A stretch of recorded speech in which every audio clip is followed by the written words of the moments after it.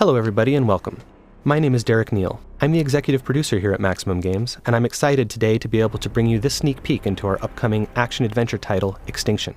What you're about to see is a small slice of one level, and this is a very early pre-alpha build, so please expect some things to change between this and the final version.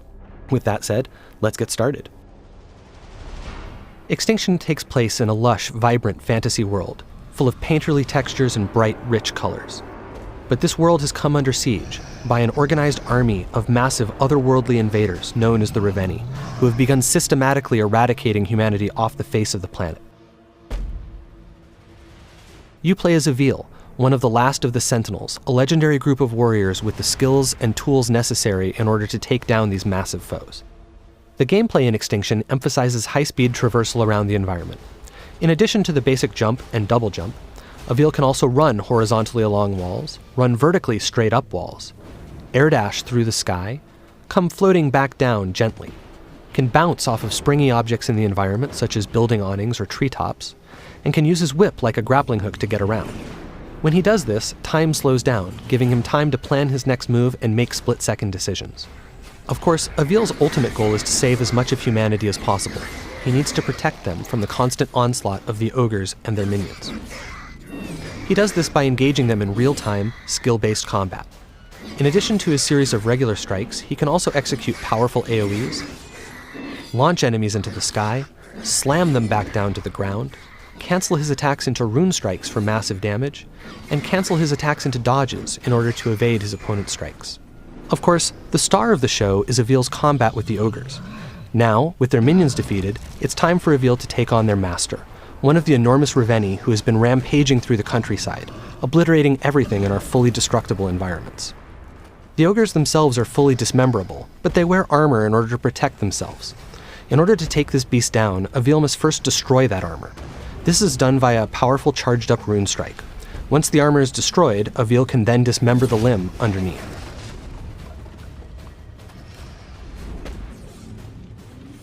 Dismembering limbs like this builds energy which Avil will need to ultimately be able to strike the finishing blow.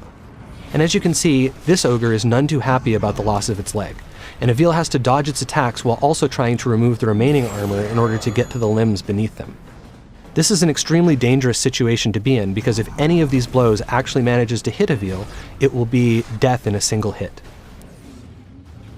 Having now absorbed enough power and weakened the ogre sufficiently, Avil is now ready to go ahead and strike the finishing blow. Using the traversal options we showed off earlier, Avil is able to climb up the ogre's back, take out its helmet, and deliver the coup de grace.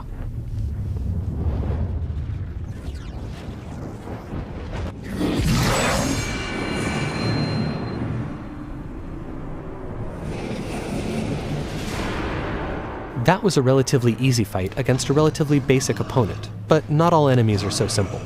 Depending on what armor, weapons, and abilities they have, each ogre presents its own unique challenges, and requires different strategies and tactics to take down.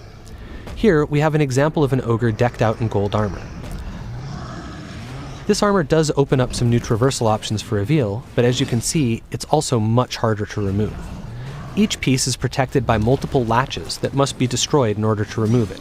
4 of them on each leg piece, and 2 on each arm piece.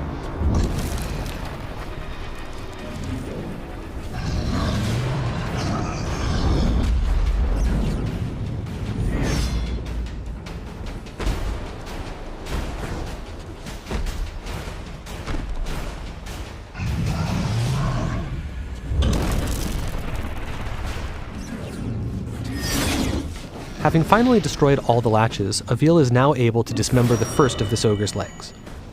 Moving on to the arms, however, is now much more difficult, as they are constantly moving, making it hard to target those tiny latches. Avil must dodge the ogre's attacks and their minions' attacks while doing this.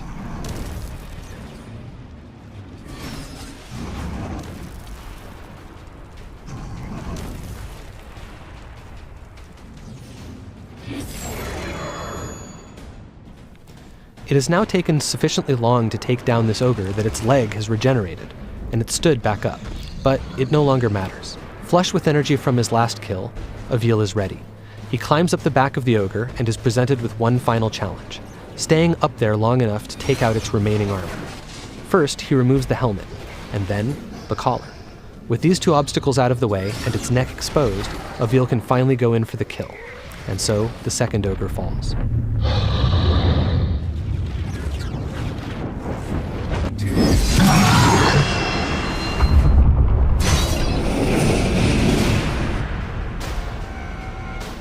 As I said before, this was just a short glimpse into some early pre-alpha gameplay, and there's much more to come. Go to extinction.com to keep up with all the latest news and reveals, and I'll see you next time.